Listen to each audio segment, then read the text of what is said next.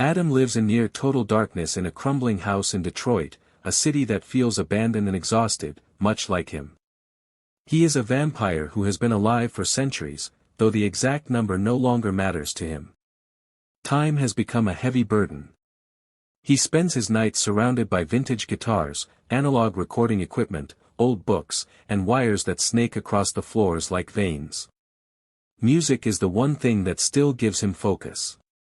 He records haunting, slow compositions, never releasing them publicly, selling them through a trusted human middleman who never asks questions. Adam avoids modern society as much as possible.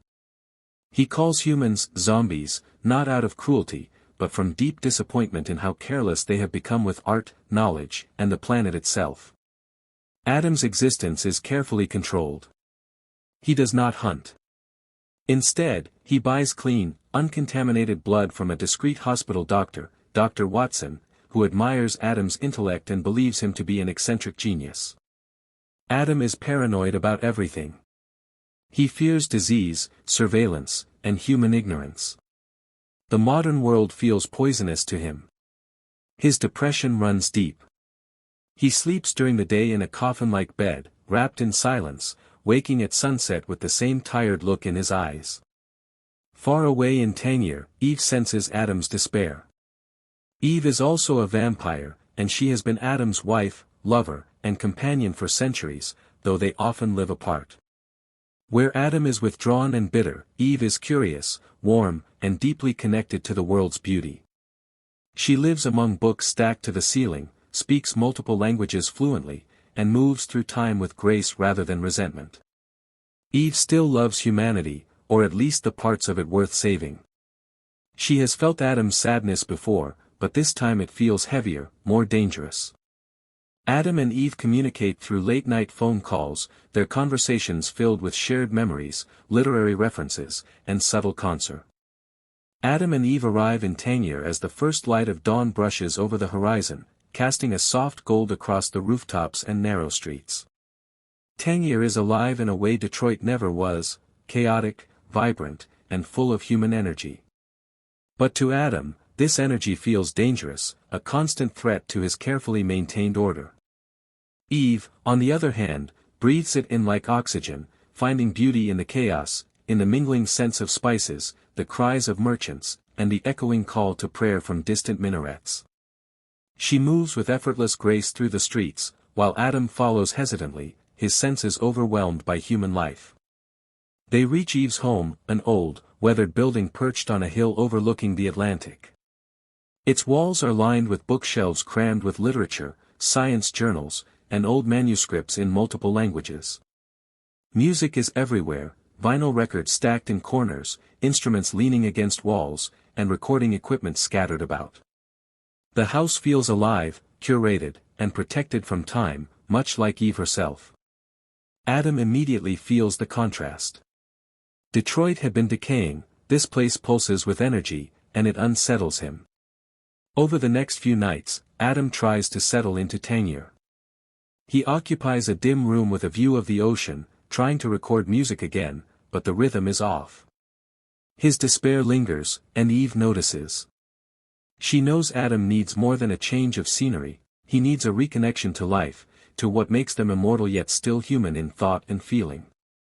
She gently encourages him to explore the city with her, to interact with the few humans she trusts, and to experience the vibrancy that Tangier offers, even at night. Adam is reluctant. Every human interaction reminds him of their ignorance and the corruption of the modern world. He dislikes technology, avoids crowds, and distrusts anyone he does not know personally. But Eve is patient, and her presence softens him.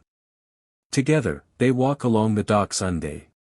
The tension between Adam, Eve, and Ava escalates over the following nights.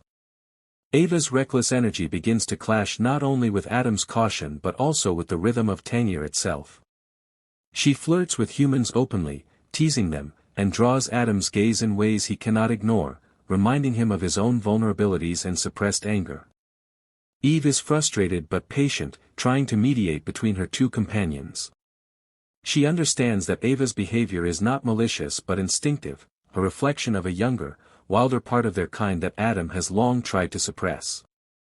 One evening, Ava convinces Adam and Eve to visit a nightclub hidden deep in the Medina, a place where humans play music live and dance late into the night. Adam resists, citing the danger of exposure and contamination, but Eve persuades him, promising control and discretion. As they enter, the club's energy washes over Adam, lights flicker, bass throbs, and the air is thick with the scent of sweat, perfume, and alcohol. It is chaotic, vibrant, and alive. He feels both disgust and fascination. Inside, Ava immediately finds herself at home. She moves among humans effortlessly, her confidence intoxicating. Adam, however, remains tense, scanning the crowd for any threat. Eve senses his discomfort and stays close, guiding him, reminding him of the beauty amidst chaos. When a young musician starts playing an improvisational piece, Adam feels an undeniable pull. The music resonates with the rhythm of his own compositions, drawing him into a trance-like focus. For the first time in weeks, he feels the thrill of creation, alive not just as a vampire but as an artist. After leaving the club, the trio returns to Eve's house, but the tension lingers. Adam's focus on music is renewed, but so is his underlying despair. Ava's impulsiveness has created a subtle but dangerous disruption. Eve senses that Adam is close to an emotional breaking point, teetering between renewed life and the desire to surrender to the D. The tension in Tangier reaches a climax as Adam, Eve, and Ava navigate the fragile balance between survival, love, and chaos. Ava's impulsiveness continues to challenge Adam's control. One night, she disappears into the city, drawn by curiosity to a clinic rumored to have rare, uncontaminated blood. Adam senses the danger immediately and insists on tracking her down. Eve accompanies him, moving quickly through the moonlit streets, knowing that Ava's recklessness could expose them to humans or worse. They find Ava in a small, dimly lit hospital basement, arguing with a doctor who is unaware of her true nature. Ava's charm and audacity allow her to evade suspicion, but Adam's presence is unmistakable. He confronts her quietly, his calm demeanor masking centuries of suppressed anger. Ava laughs, claiming she only wanted to explore, but Adam's eyes darken with warning. Eve intervenes, gently guiding Ava away while explaining the consequences of carelessness. Adam remains silent, his internal struggle clear, the temptation to give in to rage versus the wisdom of restraint.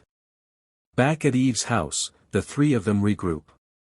Adam, exhausted but resolute, explains that survival is more than avoiding humans, it is about preserving knowledge, art, and the delicate structure of their immortal lives. Eve emphasizes that love and companionship are as important as caution. Ava listens, reluctantly absorbing the weight of centuries that Adam carries. There is no dramatic apology, only a quiet understanding that some boundaries must exist.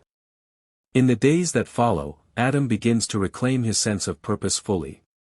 He immerses himself in music, studying the violin, guitar, and piano, blending centuries-old techniques with contemporary rhythms he observes in Tangier's nightlife. Eve collaborates, offering insights, reading aloud passages from rare books, and translating ancient texts that inspire melodies. Their creative partnership flourishes, creating an environment where Adam's despa